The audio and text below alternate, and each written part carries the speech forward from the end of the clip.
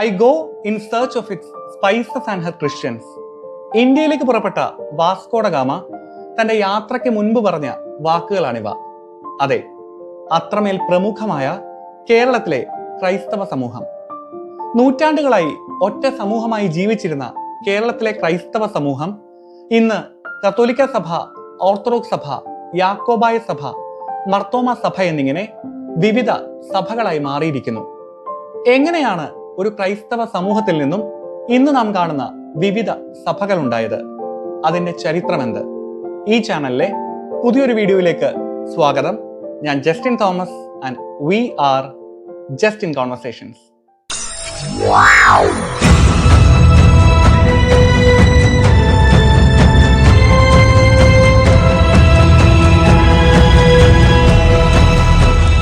ക്രിസ്തുശിഷ്യനായ Marthoma Sleeha AD 52 കേരളത്തിൽ എത്തിയെന്നും ക്രൈസ്തവ സഭ ആരംഭിക്കുകയും ചെയ്തു എന്നുള്ളതുമാണ് ഇവിടെ നിലനിൽക്കുന്ന പുരാതനവും ആഴത്തിൽ വേരൂന്നിയതുമായ പാരമ്പര്യം. എന്നാൽ ഈ പാരമ്പര്യത്തെ പറ്റി വ്യത്യസ്ത അഭിപ്രായങ്ങൾ ഇന്ന് നിലവിലുണ്ട്. എങ്കിൽ തന്നെയും ഈ പാരമ്പര്യം സത്യമാണെങ്കിൽ ലോകത്തിലെ തന്നെ ഏറ്റവും പഴക്കമേറിയ ക്രൈസ്തവ സമൂഹങ്ങളിൽ ഒന്നാണ് കേരളത്തിലേത്. കേരളത്തിലെ ക്രൈസ്തവ സാന്നിധ്യത്തെ പറ്റി സുവ്യക്തമായ അറിവുകൾ ലഭിക്കുന്നത് പേർഷ്യയിൽ നിന്ന് കേരളത്തിലേക്ക് 4-ാം നൂറ്റാണ്ടിലുണ്ടായ കുടിയേറ്റ കാലം മുതലാണ്. പേർഷ്യയിൽ നിന്നുള്ള ഒരു ക്രിസ്ത്യൻ സംഘം നായിത്തൊമ്മന്റെ നേതൃത്വത്തിൽ AD 345 കേരളത്തിൽ എത്തുകയും മർത്തോമ ശ്ലീഹ കേരളത്തിൽ നേരിട്ടെത്തി ക്രൈസ്തവരാക്കി എന്ന് വിശ്വസിക്കപ്പെടുന്ന അന്ന് കേരളത്തിൽ നിലവിലുണ്ടായിരുന്ന ആ ക്രൈസ്തവരുമായി ചേർന്ന് വളരെ പ്രബലമായ ഒരു ജനവിഭാഗമായി മാറുന്നു. ഈ വിഭാഗം ഭരണാധികാരികളിൽ നിന്നും അനേകം ആനുകൂല്യങ്ങൾ നേടി ഒരു ഉപരിവർഗ സമൂഹമായി തീരുന്നു. കേരളത്തിലേതുപോലെ AD 345 ഇവിടേക്കെത്തിയ ആ പേർഷ്യൻ കുടിയേറ്റക്കാരും മർത്തോമൻ പൈതൃകത്തിൽ ഉള്ളവർ ആയിരുന്നതുകൊണ്ട് മർത്തോമ ക്രിസ്ത്യാനികൾ അഥവാ സെയിന്റ് തോമസ് ക്രിസ്ത്യൻസ് എന്നാണ് കേരളത്തിലെ ഈ സമൂഹം പിന്നീട് ലോകം മുഴുവൻ അറിയപ്പെട്ടത്. ഇക്കാലയളവിൽ കേരളത്തിലെ ഈ ക്രൈസ്തവ സമൂഹം ചർച്ച് ഓഫ് ഈസ്റ്റ് എന്നറിയപ്പെടുന്ന പേർഷ്യൻ സഭയുടെ ഭാഗമായിരുന്നു. ഈസ്റ്റേൺ സിറിയക് അഥവാ കിഴക്കൻ സുറിയാനി ആയിരുന്നു ഇവരുടെ ആരാധനാ ഭാഷ. അതുകൊണ്ട് തന്നെ മർത്തോമ ക്രിസ്ത്യാനികൾക്ക് സുറിയാനി ക്രിസ്ത്യാനികൾ എന്ന പേരും വന്നു. കേരളത്തിലുള്ള ഈ ക്രൈസ്തവ സമൂഹത്തിന്റെ ഭരണകാര്യങ്ങൾ നടത്തി പോന്നിരുന്നത് അവരാൽ തന്നെ തിരഞ്ഞെടുക്കപ്പെടുന്ന തദ്ദേശീയ നേതാവായ ജാതിക്ക് കർത്തവ്യൻ എന്ന് അന്ന് വിളിക്കപ്പെട്ടിരുന്ന അർക്കദിയാക്കോനായിരുന്നു. എന്നാൽ ഈ സമൂഹത്തിനു വേണ്ടി സഭാപരമായ ആവശ്യങ്ങൾ നിറവേറ്റിയിരുന്നത് പേർഷ്യയിൽ നിന്നും അയക്കപ്പെടുന്ന ബിഷപ്പുമാർ ആയിരുന്നു എന്നാണ് രേഖകൾ പറയുന്നത്. അങ്ങനെ ആദ്യ നൂറ്റാണ്ട് മുതൽ പേർഷ്യൻ സഭയുടെ ഭാഗമായി കിഴക്കൻ സുറിയാനി ആരാധനാരീതിയുള്ള സമൂഹമായി ഏകദേശം 1500 വർഷത്തോളം കേരളത്തിലെ ഈ ക്രൈസ്തവ സമൂഹം നിലകൊണ്ടു, പോർച്ചുഗീസുകാരുടെ വരവ് വരെ. അങ്ങനെ കേരളത്തിലേക്ക് വാസ്കോ ഡ ഗാമ ആദ്യമായി എത്തുന്നു. വാസ്കോ ഡ ഗാമയാണ് വ്യാവസായിക സമൂഹമായിരുന്ന സുറിയാനി ക്രിസ്ത്യാനികളുമായി ബന്ധപ്പെടുന്ന ആദ്യ പാശ്ചാത്യൻ. യൂറോപ്പിലെ റോമൻ കത്തോലിക്ക സഭയുടെ ഭാഗമായിരുന്ന പോർച്ചുഗീസുകാരുടെ ഭരണ സ്വാധീനം 16-ാം നൂറ്റാണ്ടോടെ ഇന്ത്യയുടെ പടിഞ്ഞാറൻ തീരങ്ങളിലും കേരളത്തിൽ മുഴുവനായും വ്യാപിക്കുന്നു. അങ്ങനെ ഗോവ ആസ്ഥാനമായി ഒരു പോർച്ചുഗീസ് കത്തോലിക്ക രൂപത അവർ സ്ഥാപിക്കുകയും ഇന്ത്യയുടെ പടിഞ്ഞാറൻ തീരപ്രദേശങ്ങളിൽ ജീവിച്ചിരുന്ന അനവധി അക്രൈസ്തവരായ മുക്കുവ സമൂഹം പുതുതായി മാമോദീസ സ്വീകരിച്ച് ക്രിസ്ത്യാനികളായി മാറുകയും ചെയ്യുന്നു. ഇവർ ലത്തീൻ ആരാധനാക്രമമുള്ള റോമൻ കത്തോലിക്ക സഭയുടെ ഭാഗമായിട്ടാണ് മാമോദീസ സ്വീകരിച്ചത്. ഈ സമൂഹത്തെയാണ് ഇന്ത്യയിൽ ലത്തീൻ സഭ എന്ന് വിളിക്കുന്നത്. റോമിലെ മാർപ്പാപ്പയുടെ നേരിട്ടുള്ള അധികാരത്തിന് കീഴിൽ റോമൻ ആരാധനാക്രമം പിന്തുടരുന്നവരാണ് ലാറ്റിൻ അഥവാ ലത്തീൻ സഭ. ഇക്കാലയളവിൽ തന്നെ ഗോവ ആസ്ഥാനമായി അവർ സ്ഥാപിച്ച ഈ രൂപതയുടെ കീഴിലേക്ക് കേരളത്തിലെ സുറിയാനി ക്രിസ്ത്യാനികളെ കൂടി ചേർക്കുവാനുള്ള ശ്രമങ്ങൾ പോർച്ചുഗീസ് കത്തോലിക്ക സഭാ നേതൃത്വം ആരംഭിച്ചു.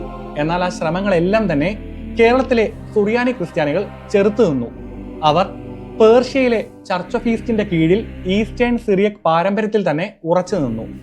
അങ്കമാലിയായിരുന്നു സുറിയാനി ക്രിസ്ത്യാനികളുടെ ആസ്ഥാനം. അങ്ങനെ ഇരിക്കുമ്പോൾ 1500കളുടെ മധ്യത്തിൽ പേർഷ്യയിലെ ചർച്ച് ഓഫ് ഈസ്റ്റിൽ ഒരു പിളർപ്പ് സംഭവിക്കുന്നു. പിളർപ്പിന്റെ ഫലമായി സഭ രണ്ടായി പിരിയുകയും ഒരു വിഭാഗം റോമൻ മാർപ്പാപ്പയ്ക്ക് വിധേയത്വം പ്രഖ്യാപിക്കുകയും ചെയ്യുന്നു. മറുവിഭാഗം സ്വതന്ത്രമായി തന്നെ നിന്നു. ഈ സമയം പേർഷ്യൻ സഭയുടെ കീഴിലായിരുന്ന കേരളത്തിലെ സുറിയാനിക്കാരുടെ പിന്തുണ തങ്ങൾക്കാണെന്ന് ഉറപ്പുവരുത്തുവാൻ ഇരു വിഭാഗക്കാരും ശ്രമിക്കുന്നു.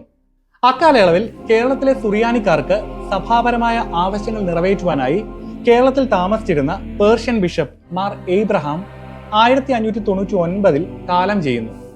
അദ്ദേഹമായിരുന്നു അധികാരത്തിലിരുന്ന കേരളത്തിലെ അവസാനത്തെ പേർഷ്യൻ ബിഷപ്പ്.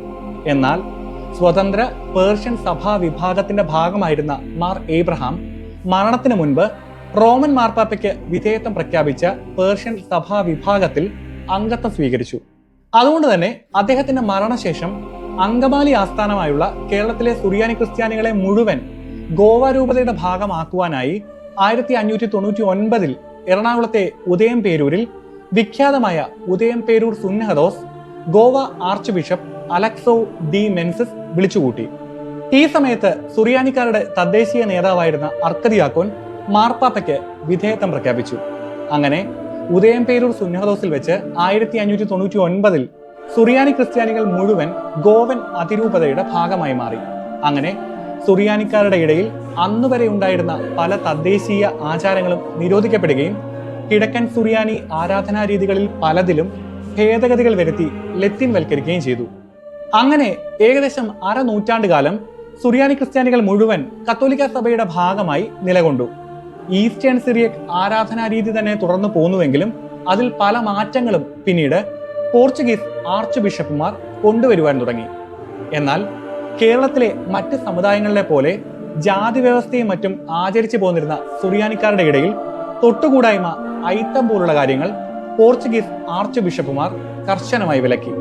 എങ്കിലും പോർച്ചുഗീസ് ആർച്ച് ബിഷപ്പുമാരുടെ കൂടുതലായുള്ള അധിനിവേശ ശ്രമങ്ങൾ സുറിയാനിക്കാരുടെ ഇടയിൽ അതിശക്തമായ അസംതൃപ്തി ഉണ്ടാക്കി.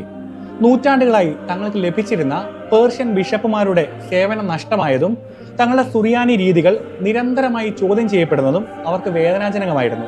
ഇവയെല്ലാം വലിയ പ്രക്ഷോഭങ്ങളിലേക്ക് നയിച്ചു. അവ കലാശിച്ചത് 1653 മട്ടാഞ്ചേരിയിൽ നടന്ന കൂനൻകുരിശ് സത്യത്തിലാണ്. കേരളത്തിലെ സുറിയാനി ക്രിസ്ത്യാനികൾ മുഴുവൻ ഇതിൽ പങ്കുചേരുന്നു. റോമൻ കത്തോലിക്ക സഭയിൽ നിന്നുമുള്ള സ്വാതന്ത്ര്യ പ്രഖ്യാപനമായിരുന്നു ഇതെന്നും ലത്തീൻവൽക്കരണത്തിന് എതിരെയുള്ള പ്രതിഷേധമായിരുന്നു ഇതെന്നുമുള്ള 2 വ്യാഖ്യാനങ്ങൾ കൂനൻകുരിശ് സത്യത്തെപ്പറ്റി നിലവിലുണ്ട്. അങ്ങനെ കൂനൻകുരിശ് സത്യത്തിന് ശേഷം മുഴുവൻ സുറിയാനി ക്രിസ്ത്യാനികളും ആലങ്ങാട്ട് പള്ളിയിൽ യോഗം ചേരുന്നു. അവിടെ വെച്ച് അന്നത്തെ അർക്കദിയാക്കോനെ മാർത്തോമ എന്ന പേരിൽ 12 പുരോഹിതന്മാർ ചേർന്ന് വാഴിക്കുകയും ലത്തീൻ നേതൃത്വത്തിൽ നിന്നുമുള്ള പൂർണ്ണമായ സ്വാതന്ത്ര്യ പ്രഖ്യാപനം നടത്തുകയും ചെയ്തു. എന്നാൽ ചിത്രം വഷളായി എന്നറിഞ്ഞപ്പോൾ ലത്തീൻ ആർച്ച് ബിഷപ്പ് അനുരഞ്ജന ശ്രമങ്ങൾ ആരംഭിച്ചു. കത്തോലിക്ക സഭയുമായി പുനരൈക്യപ്പെടുവാൻ സുറിയാനിക്കാരോട് അവർ അഭ്യർത്ഥിക്കുകയും ചെയ്തു. ഒരു ബിഷപ്പിന്റെ സാന്നിധ്യമില്ലാതെയുള്ള മാർത്തോമയുടെ മെത്രാഭിഷേകം കാനോനിക സാധുത ഇല്ലാത്തതാണ് എന്നത് പോർച്ചുഗീസുകാർ ചൂണ്ടിക്കാട്ടി. അങ്ങനെ കേരളത്തിലെ സുറിയാനിക്കാർക്ക് വേണ്ടി തദ്ദേശീയനായ പള്ളിവീട്ടിൽ ചാണ്ടിക്കത്തനാരെ മെത്രപ്പോലിത്തയായി വാഴിക്കുവാൻ മാർപ്പാപ്പ അനുവാദം നൽകുകയും ചെയ്തു. അങ്ങനെ കേരളത്തിലെ സുറിയാനിക്കാർക്ക് 2 നേതാക്കന്മാർ ഒരേ സമയം വരുന്നു, മാർത്തോമായും പള്ളിവീട്ടിൽ ചാണ്ടിക്കത്തനാരും. നൂറ്റാണ്ടുകളായി ഒന്നിച്ചായിരുന്ന സുറിയാനിക്കാർ അവിടെ വെച്ച് 2 വിഭാഗങ്ങളായി പിരിയുന്നു. കത്തോലിക്ക സഭയോട് ചേർന്ന് നിന്ന പള്ളിവീട്ടിൽ ചാണ്ടി മെത്രാപ്പോലിത്തയുടെ കീഴിലുള്ള പഴയ കൂറ്റ് എന്നറിയപ്പെടുന്ന വിഭാഗവും കത്തോലിക്ക സഭയിൽ ചേരാതെ നിന്ന മാർത്തോമ ഒന്നാമന്റെ കീഴിലുള്ള പുത്തൻകൂറ്റ് എന്നറിയപ്പെടുന്ന വിഭാഗവും.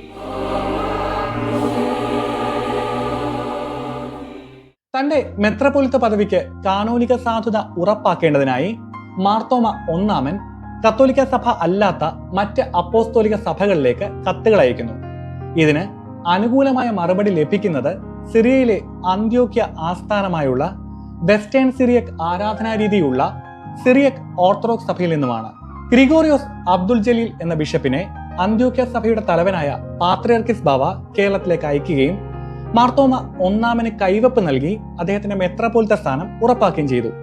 അതിനുശേഷം അനേകം ബിഷപ്പുമാർ അന്ത്യോക്യയിൽ നിന്ന് കേരളം സന്ദർശിക്കുകയും അതുവരെ ഈസ്റ്റേൺ സുറിയാനി ഉപയോഗിച്ചിരുന്ന മാർത്തോമ ഒന്നാമന്റെ കീഴിലുള്ള പുത്തൻകൂറ്റ് വിഭാഗം അന്ത്യോക്യൻ വെസ്റ്റേൺ സുറിയാനി ആരാധനാരീതി സ്വീകരിക്കുകയും ചെയ്തു. പള്ളിവീട്ടിൽ ചാണ്ടി മെത്രാപ്പൊലീത്തയുടെ കീഴിലുള്ള ഈസ്റ്റേൺ സുറിയാനി ആരാധനാരീതി തുടർന്നുപോയ പഴയകൂറ്റ് വിഭാഗമാണ് ഇന്ന് സിറോ മലബാർ സഭ എന്നറിയപ്പെടുന്നത്. 1874 പഴയകൂറ്റ് വിഭാഗത്തിൽ അഥവാ സിറോ മലബാർ സഭയിൽ ഒരു അഭിപ്രായ വ്യത്യാസം ഉടലെടുക്കുന്നു. പേർഷ്യയിലുള്ള പുരാതന സഭയായ ചർച്ച് ഓഫ് ഈസ്റ്റുമായി ബന്ധം പുനഃസ്ഥാപിക്കുവാൻ ഒരു ചെറിയ വിഭാഗം ആഗ്രഹിച്ചു. 1874 പേർഷ്യൻ പാത്രിയർക്കീസ് അയച്ച ഒരു ബിഷപ്പ് കേരളത്തിലെത്തുകയും അങ്ങനെ ഈ ചെറിയ വിഭാഗം സിറോ മലബാർ സഭയിൽ നിന്ന് മാറി പേർഷ്യൻ സഭയുടെ ഭാഗമായി തീരുകയും ചെയ്തു. തൃശൂർ ജില്ലയിലുള്ള കൽദായ സഭയുടെ ഉത്ഭവം ഇങ്ങനെയാണ്. 19-ാം നൂറ്റാണ്ടോടെ കേരളം മുഴുവനായും ബ്രിട്ടീഷ് അധീനതയിലാകുന്നു. 1800-കളിൽ പുത്തൻകൂറ്റ് വിഭാഗത്തിൽ അഥവാ മലങ്കര സഭയിലും പിളർപ്പുകൾ ആരംഭിക്കുന്നു. ബ്രിട്ടീഷ് ആംഗ്ലിക്കൻ പ്രൊട്ടസ്റ്റന്റ് പാരമ്പര്യത്തിലുള്ള CMS മിഷണറിമാർ കോട്ടയം ആസ്ഥാനമാക്കി പ്രവർത്തനങ്ങൾ തുടങ്ങുകയും മലങ്കര സഭയിലും പ്രൊട്ടസ്റ്റന്റ് നവീകരണം വേണമെന്ന് ആഗ്രഹിക്കുകയും ചെയ്തു. 1837-ൽ CMS മിഷണറിമാർ CMS മിഷനോട് കൂറു പുലർത്തിയിരുന്ന മലങ്കര സഭയിലെ ആളുകളെയും മിഷൻ പ്രവർത്തനത്തിലൂടെ പുതുതായി ക്രിസ്തുമതം സ്വീകരിച്ചവരെയും ചേർത്ത് ചർച്ച് ഓഫ് ഇംഗ്ലണ്ടിന്റെ കീഴിൽ കൊച്ചി തിരുവിതാംകൂർ ഡയസിസ് രൂപീകരിക്കുന്നു. ഇന്ത്യൻ സ്വാതന്ത്ര്യത്തിന് ശേഷം ചർച്ച് ഓഫ് സൗത്ത് ഇന്ത്യ എന്നറിയപ്പെട്ട ഈ സഭയാണ് ഇന്ന് കേരളത്തിൽ അറിയപ്പെടുന്ന CSI സഭ. അതിനുശേഷവും പ്രൊട്ടസ്റ്റന്റ് നവീകരണം മലങ്കര സഭയിൽ ആവശ്യമാണ് എന്ന് ഒരുപറ്റം പുരോഹിതന്മാർ വാദിച്ചു. പാലക്കുന്നത്ത് ഏബ്രഹാം മൽപ്പാനായിരുന്നു അതിൽ പ്രമുഖൻ. അദ്ദേഹത്തിന്റെ നേതൃത്വത്തിൽ പ്രൊട്ടസ്റ്റന്റ് നവീകരണ ശ്രമങ്ങൾ മലങ്കര സഭയിലും ആരംഭിക്കുന്നു. സുറിയാനിയിൽ മാത്രം അർപ്പിച്ചിരുന്ന കുർബാന ആദ്യമായി മലയാളത്തിൽ അർപ്പിക്കുക, വേദപുസ്തകം ജനങ്ങളുടെ ഇടയിൽ പ്രചരിപ്പിക്കുന്നതിനായി ബൈബിൾ കൺവെൻഷനുകളും പ്രാർത്ഥനാ യോഗങ്ങളും നടത്തുക എന്നിവയിൽ തുടങ്ങി പരമ്പരാഗത ഓർത്തഡോക്സ് വിശ്വാസങ്ങളായ വിശുദ്ധന്മാരോടുള്ള പ്രാർത്ഥനകളും മരിച്ചവർക്ക് വേണ്ടിയുള്ള പ്രാർത്ഥനകളും ഒഴിവാക്കുക എന്നതായിരുന്നു അവരുടെ പ്രവർത്തനങ്ങൾ. പരമ്പരാഗത രീതി തുടരുവാൻ ആഗ്രഹിച്ച ബഹുഭൂരിപക്ഷം വരുന്ന മലങ്കര സഭയുടെ ഔദ്യോഗിക വിഭാഗം ഇവർക്കെതിരെ തിരിഞ്ഞു. എന്നാൽ മലങ്കര സഭയുടെ തലവനായ ഫിലിപ്പോസ് മാർ ദിവന്നാസ്യൂസിന് ബദലായി മാത്യൂസ് മാർ അത്താനാസ്യൂസിനെ മെത്രപ്പൊലിത്തയായി അന്ത്യോക്യൻ പാത്രിയർക്കീസിൽ നിന്നും വാഴിച്ചെടുക്കുവാൻ നവീകരണ വിഭാഗത്തിന് സാധിക്കുന്നു.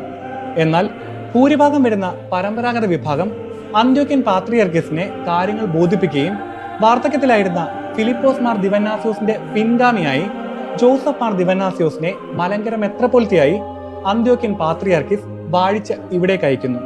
എന്നാൽ CMS മിഷനും ബ്രിട്ടീഷ് ഭരണകൂടവും നവീകരണ വിഭാഗത്തിന് അനുകൂലമായിരുന്നതിനാൽ മാത്യൂസ് മാർ അത്താനാസ്യൂസ് ആണ് ശരിയായ മലങ്കര മെത്രാപ്പൊലീത്ത എന്ന തരത്തിൽ ഒരു രാജശാസനം ലഭിക്കുവാനും നവീകരണ വിഭാഗത്തിന് സാധിക്കുന്നു.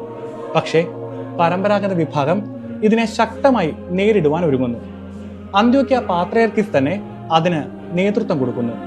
പത്രോസ് തൃതീയൻ പാത്രിയർക്കീസ് അങ്ങനെ കേരളത്തിൽ വരികയും മലങ്കര സഭയുടെ ഒരു സുന്നഹദോസ് എറണാകുളം മുളന്തുരുത്തിയിൽ വിളിക്കുകയും ചെയ്യുന്നു. സുന്നഹദോസിൽ വെച്ച് മലങ്കര സഭയെ 7 ഭദ്രാസനങ്ങളായി തിരിക്കുകയും പരമ്പരാഗത വിഭാഗത്തിൽ നിന്ന് 7 മെത്രപ്പൊലിത്തമാരെ തിരഞ്ഞെടുക്കുകയും ചെയ്യുന്നു. നവീകരണ ആശയത്തെയും അത് പ്രചരിപ്പിക്കുന്നവരെയും തള്ളിപ്പറയുകയും ചെയ്തു. തുടർന്ന് ഈ തർക്കങ്ങൾ ഒരു കേസിലേക്ക് വഴിതെളിക്കുന്നു.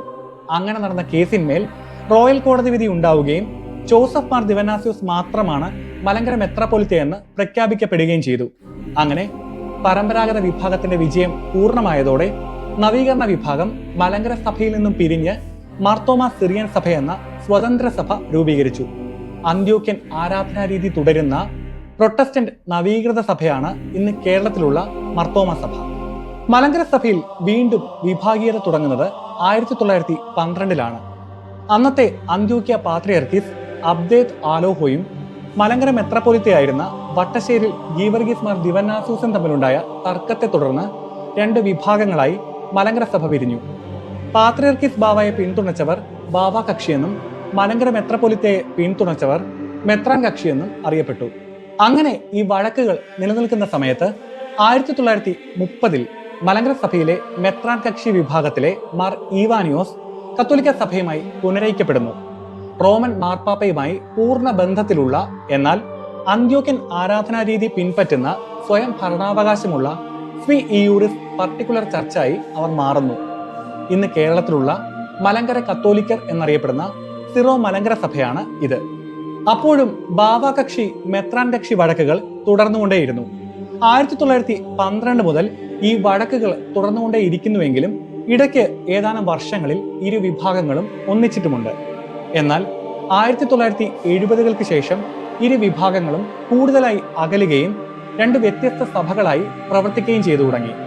മെത്രാൻ കക്ഷി വിഭാഗമാണ് മലങ്കര ഓർത്തഡോക്സ് സുറിയാനി സഭ എന്ന് അറിയപ്പെടുന്നത്. മലങ്കര മെത്രാപ്പൊലിത്തയായ കാതോലിക്ക ബാവയാണ് കോട്ടയം ആസ്ഥാനമായുള്ള ഈ സഭയുടെ പ്രധാന മേലധ്യക്ഷൻ.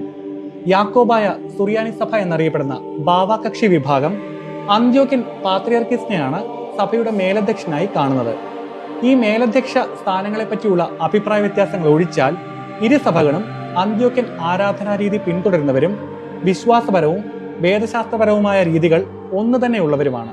പെന്തകോസ്റ്റൽ, ബാപ്റ്റിസ്റ്റ്, ബ്രദറൻ സഭ പോലെയുള്ള പുതിയകാല ഇവാഞ്ചലിസ്റ്റ് സഭകളും കേരളത്തിൽ നിന്നുണ്ട്. കേരളത്തിലെ എല്ലാ പരമ്പരാഗത സഭകളിൽ നിന്നും ആളുകൾ ഇതിൽ ചേർന്നിട്ടുണ്ട്. പരമ്പരാഗത ക്രിസ്ത്യൻ ആചാരങ്ങളും ആരാധനാ രീതിയും സഭാ സംഘടനയും പൗരോഹിത്യ ശ്രേണിയും ഒന്നും അംഗീകരിച്ചിട്ടില്ലാത്ത ഈ സഭകൾ പരമ്പരാഗത സഭകളിൽ നിന്ന് എല്ലാ തരത്തിലും വളരെ വ്യത്യസ്തമാണ്. ക്നായിത്തോമ കേരളത്തിലെത്തി ഇവിടെ സുറിയാനി ക്രിസ്ത്യാനികളായി ജീവിച്ചു പോന്ന കാലഘട്ടത്തിൽ സുറിയാനി ക്രിസ്ത്യാനികൾക്കിടയിൽ രണ്ട് വിഭാഗങ്ങൾ ഉണ്ടായിരുന്നു: തെക്കും ഭാഗവും വടക്കും ഭാഗവും. ഇതിൽ തെക്കും ഭാഗം ക്നായിത്തോമയുടെ കൂടെ വന്നവരുടെ പിൻതലമുറ എന്നാണ് പറയപ്പെടുന്നത്. ഇന്ന് ക്നാനായ സമുദായമെന്ന് ഇവർ അറിയപ്പെടുന്നു. പൂർവികരെ പറ്റിയുള്ള ഈ വ്യത്യാസം ഒഴിച്ചാൽ സഭയായും സമൂഹമായും സുറിയാനി ക്രിസ്ത്യാനികൾ ഒന്നു തന്നെയായിരുന്നു പോർച്ചുഗീസുകാരുടെ വരവ് വരെ. ഇന്ന് ക്നാനായ സമുദായത്തിന്റെ ഒരു വിഭാഗം സിറോ മലബാർ സഭയുടെ കീഴിൽ കോട്ടയം രൂപതയായി നിലകൊള്ളുമ്പോൾ മറ്റൊരു വിഭാഗം യാക്കോബായ സുറിയാനി സഭയുടെ കീഴിൽ ക്നാനായ ഭദ്രാസനമായി നിലകൊള്ളുന്നു. കേരളത്തിലെ ക്രിസ്ത്യൻ സമൂഹം ലത്തീൻ പാരമ്പര്യത്തിലും സുറിയാനി പാരമ്പര്യത്തിലുമുള്ള രണ്ട് വിഭാഗങ്ങളായിട്ടാണ് കേരളത്തിൽ നിലകൊള്ളുന്നത്. ലത്തീൻ പാരമ്പര്യത്തിലുള്ള സഭയാണ് വരാപ്പുഴ, തിരുവനന്തപുരം അതിരൂപതകൾ ഉൾപ്പെടുന്ന ലാറ്റിൻ അഥവാ ലത്തീൻ സഭ.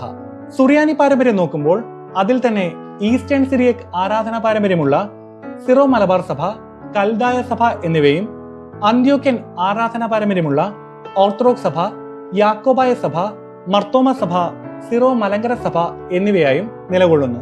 ലാറ്റിൻ സിറിയക് പാരമ്പര്യങ്ങളല്ലാത്ത CSI സഭ, ഇവാഞ്ചലിസ്റ്റ് സ്വഭാവമുള്ള പെന്തകോസ്റ്റൽ, ബാപ്റ്റിസ്റ്റ്, ബ്രദറൻ പോലെയുള്ള ആധുനിക സഭകളും കേരളത്തിലുണ്ട്. ഓരോ സഭയുടെയും മേലധ്യക്ഷന്മാരെ നോക്കുമ്പോൾ സിറോ മലബാർ സഭയും സിറോ മലങ്കര സഭയും ലത്തീൻ സഭയും റോമൻ കത്തോലിക്ക സഭയുടെ ഭാഗവും മാർപ്പാപ്പയെ തങ്ങളുടെ തലവനായി അംഗീകരിക്കുന്നവരുമാണ്. യാക്കോബായ സഭ അന്ത്യോക്യൻ പാത്രിയർക്കീസിനെയും കൽദായ സഭ അസീറിയൻ കാതോലിക്ക പാത്രിയർക്കീസിനെയും തലവനായി കാണുന്നു. ഓർത്തഡോക്സ് സഭയ്ക്കും മർത്തോമ സഭയ്ക്കും തദ്ദേശീയരായ മലങ്കര മെത്രപ്പൊലിത്തമാരാണ് തലവന്മാർ. ചരിത്രഗതിയിൽ പല വിഭാഗങ്ങളായി പിരിഞ്ഞുവെങ്കിലും ക്രിസ്തുസാക്ഷ്യം എന്ന ലക്ഷ്യത്തോടെ വ്യത്യസ്തതകളെ ബഹുമാനിച്ചുകൊണ്ട് പരസ്പര സ്നേഹത്തിലും സഹകരണത്തിലും സമാധാനത്തിലും മുൻപോട്ടു പോകുവാൻ ഓരോ സഭകൾക്കും അതിലെ അംഗങ്ങൾക്കും സാധിക്കട്ടെ എന്ന പ്രതീക്ഷയോടെ ഈ വീഡിയോ ഇവിടെ അവസാനിക്കുന്നു. പക്ഷെ കോൺവെർസേഷൻസ് അത് തുടർന്നുകൊണ്ടേയിരിക്കും. We were just in conversations. Goodbye. Wow.